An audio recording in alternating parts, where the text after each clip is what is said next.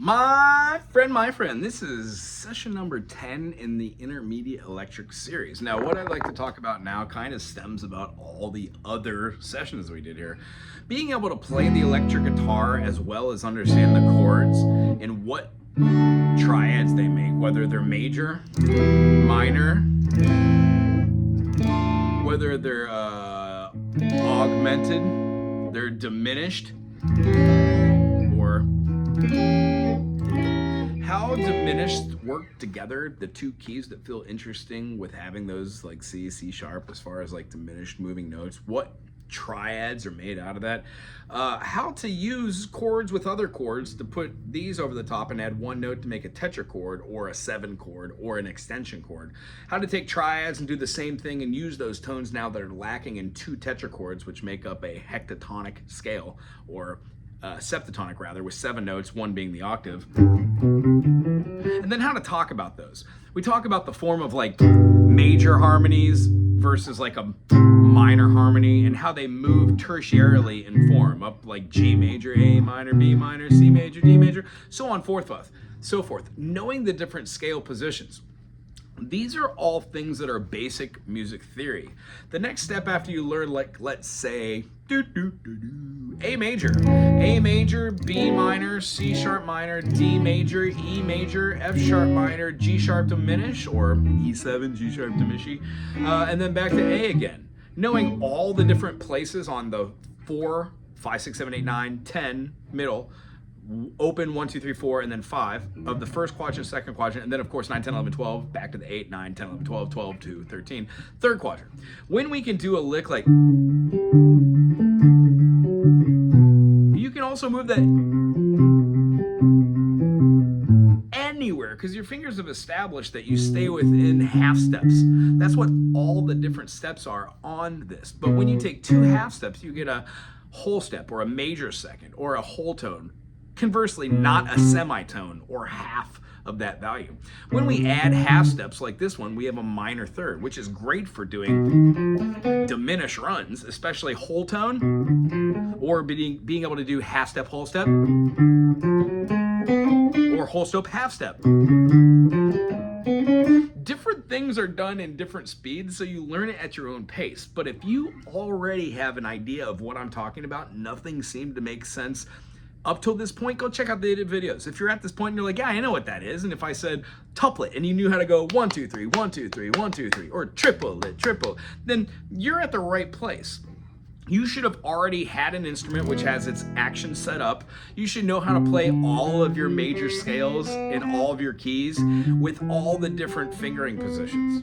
I mean, just essentially what I'm doing right now, talking over the top, my brain's also going C, D, E, F, G, A, B, C, while simultaneously think of every other mode in the key of C. If I had C, D, E flat, F, G, A flat, B flat, C, I would still have a C, but now a C minor. More importantly, natural minor or Aeolian. And I know that C minor and C major are not in the same key, but they have lots of similarities. In fact, a lot of these major chords and minor chords are relative negative harmonies, like C major's relative harmony on a certain level could be a C minor.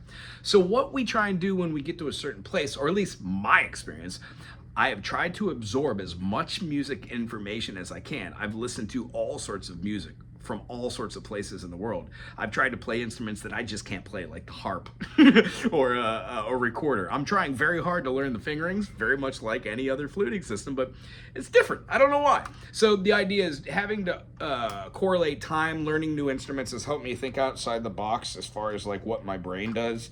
And then I guess the note I'm trying to make about this is when you learn how to play different instruments, it forces your brain to use the music knowledge that you already possess and then put that into a secondary or a second practical application. Another thing that a lot of musicians in the beginning forget to do is to work on all the names of their notes. So knowing what the circle of fifths is, C, D, E, F, G, A, B, C, G, A, B, C, D, E, F sharp, G, D, E, F sharp, G, A, B, C, sharp, D. If you can name off all of your keys and immediately know E major has 4 sharps, those are F sharp, C sharp, G sharp, and D sharp, when you flatten those, you would get the equivalent of having E flat. So if I could say there are 7 notes in a scale, 1, 2, 3, 4, 5, 6, 7, and there are 2 flats in the key of B minor or D major, when I remove those, I now know that there are 5 flats in the key of D flat.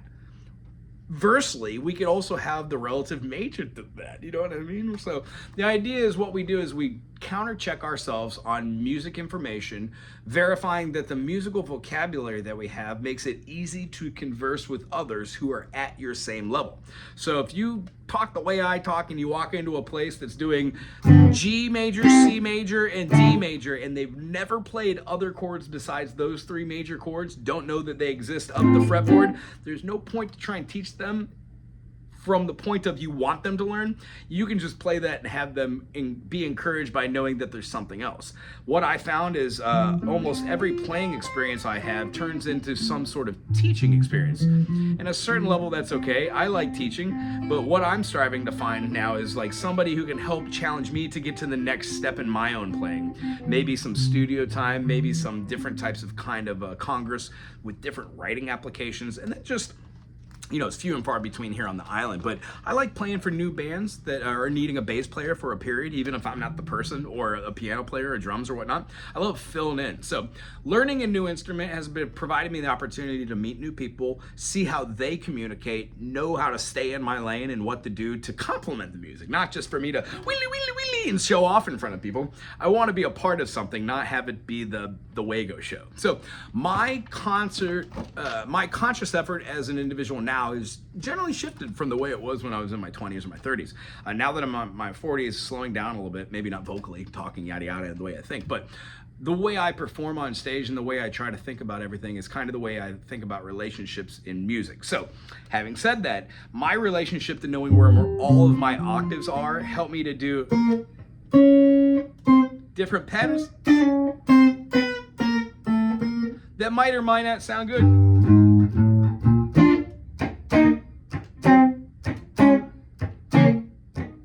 Because of the circle of fifths, I know that those chords sound good, whether reversely they're minor, major, minor, major. No matter where they go, I could switch those. Major, minor, major, minor. And sometimes you come up with gem chord progressions, write them down, play songs, share them with others. For me now, it's about the journey, writing music, understanding it, and then being able to impart the gift of just simplifying all the nonsense I talked about. So as a last step to this, after you've gotten an instrument that works, beginning style, you've learned all of your chords, you know how to play a progression like a 2 and then a 5, right? So in the key of what's the D, E, F, G, A, E to A to D. That's a 2, 5, 1 progression. If you could do that in every single key, like G minor, right? And then C major, and then F.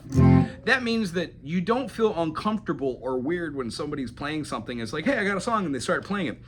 You don't have to go right into it, but you have a great foundation on what music is. You can feel what a genre is or what a rhythm is. You have words to articulate what those rhythms are. And more importantly, even without ever articulating that, if you stay in your lane, like I was trying to explain, you become a wonderful addition to something that already has a structure or a foundation that's already fun, like an open mic or a band that just wants to have somebody fill in on a specific instrument. So what I'm trying to say here is after you get through the process of playing individual lessons and teaching and knowing your chords, the next step is to delve into music theory. Now, if you go to school for this and you get a degree, you'll understand the things that I'm talking about right now. They have practical application for the different period of music into which you're studying. So if you're a vocal major, maybe going over modal theory on a guitar channel isn't the thing for you. But what I found is a lot of the structure for music basics, Theory 101, whether it be dynamics, whether it be vocabulary to talk about how music should feel and sound in tempo,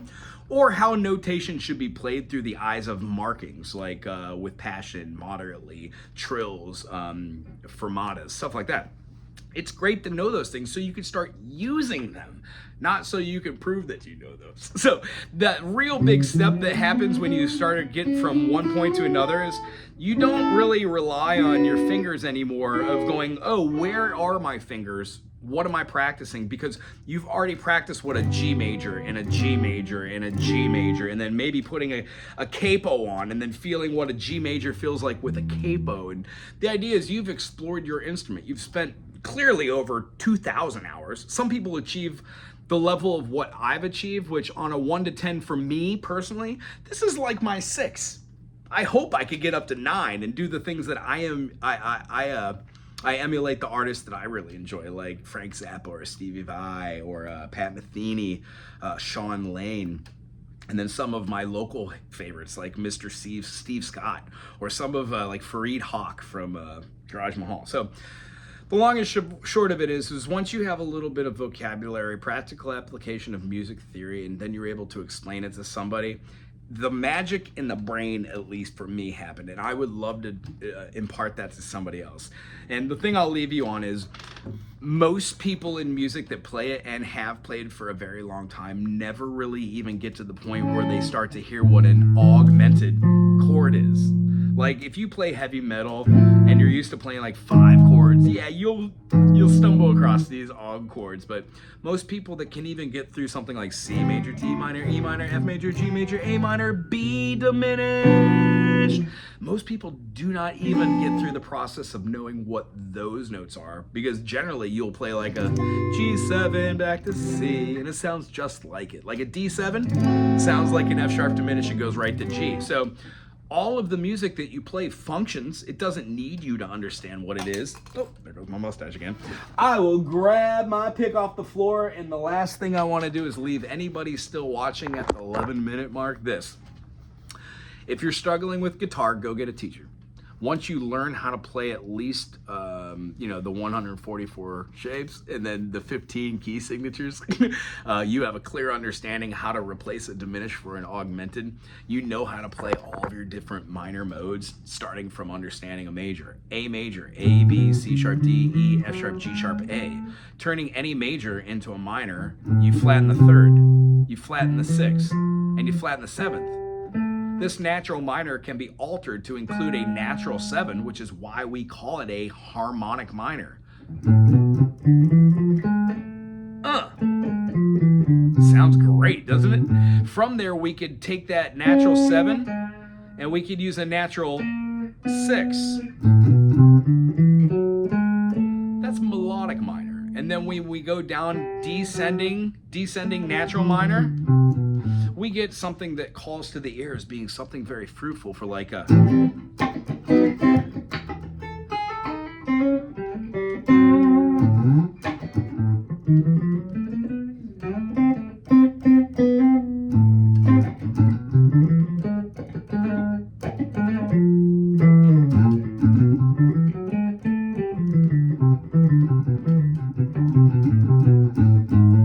When we use the notes that are natural minor and harmonic minor, it opens up a whole new doorway into the world of the minors, especially when you're playing any of these chord structures like the A minor, now with an extension. And when you see and feel all these extensions, you start hearing them in the music that you know. And you adapt and you put some of these phrases into your own playing.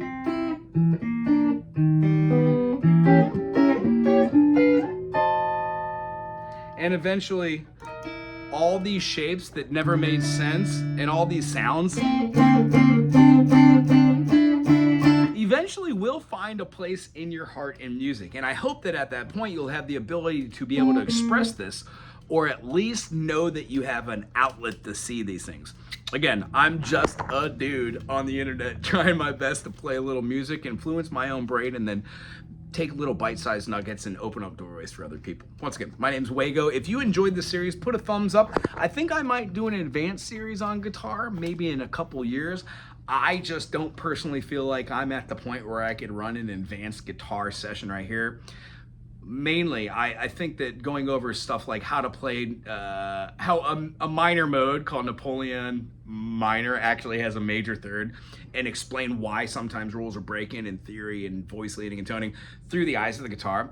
I just don't have somebody to edit all these things and put all the little modes and scales and devices. My thing on this channel is I like to kind of just talk through things the way things are talked to me and for me and with my teachers. And honestly, the school of the internet is amazing. So these series of lessons are supposed to influence somebody who owns an instrument that actually wants to take this to another level, to find the enjoyment that you're seeking no matter what that is. Mine was to know why when I was doing something like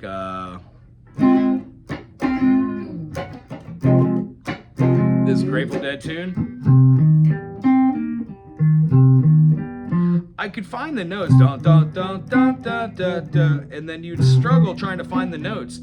And it makes more sense that these are all just part of scale exercises that are part of single notes. And once I realized how to solo, and how to actually practice and to get my fingers ready, I noticed that I didn't need to have speed to create lines that I like.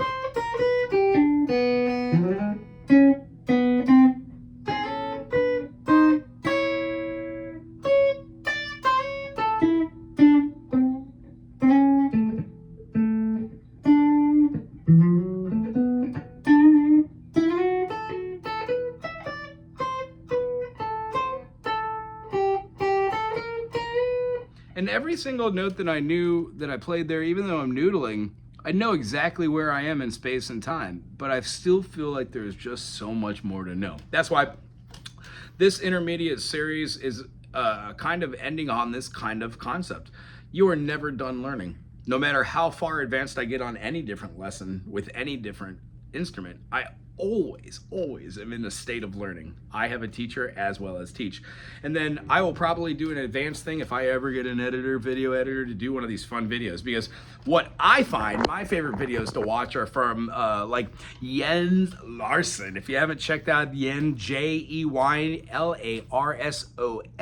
There's also a guy named McLovin or McGuitarface or something, I don't know. 4 or 5 years ago, it was just a kid that was playing, and now he has guests on. They play like thrash metal. He goes over a couple different motifs. It's really fun to watch him play on his backing tracks. Check that out. He's got lots of good licks that you could watch him do, and it explains a lot of stuff that goes further than just major and minor. Always. Rick Beato. Watch those. Internalize them. There's a guy who does music theory. I don't remember. I'll put it in the comment section. Music Matters is a great another one. It's British, but the same thing. Music's music. It just talks like, instead of having a crotchet, quaver, you know, we've got quarter notes, half notes. Instead of having bereaves, semi-bereaves, we have whole notes or doubles. So what I tried to do in my own musicianship is to play as many instruments as I can, play with as many people as I can, sit there, shut up, learn music, and then try and ask questions from everybody I meet, and not try and be the person that says, hey, I know this, but be the person that's like, oh, I love doing that. How about this? It's a journey, and when we go from point A to point B, we will forget how far away we were from going, all right, D major. So beginning and then intermediate, 2 different ballparks. Once you learn your scales, learn your modes, you start teaching a little bit. The next step is practice, practice, practice, practice, practice. Get some vocabulary and get really familiar with music theory. Tell you what, I hope you had a great time today. Aloha.